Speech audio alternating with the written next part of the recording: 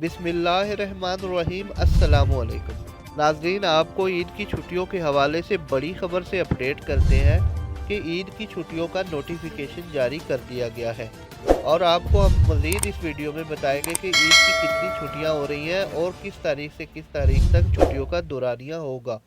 आपसे गुजारिश है कि जिन बहन भाइयों ने अभी तक हमारा चैनल नहीं सब्सक्राइब किया, प्लीज़ वो चैनल सब्सक्राइब कर लें ताकि आने वाली तमाम वीडियोस आपको बर वक्त मिल सके।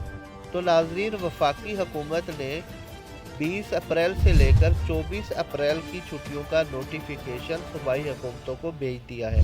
जैसा कि आपको पता है कि जो भी सरकारी तौर पर छुट्टियाँ होती हैं उनके ऐलान वफाक करती है और उसका लेटर सूबाई हुकूमतों को भेजा जाता है।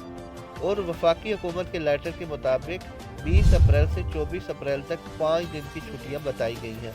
उनमें चाहे 29 रोज़े होते हैं या 30 होते हैं, लेकिन ईद इनमें आ जाएगी। ईद या 22 अप्रैल की होगी या 23 अप्रैल की होगी। वीडियो देखने का बहुत शुक्रिया। अल्लाह आपको खुश रखे। आमीन।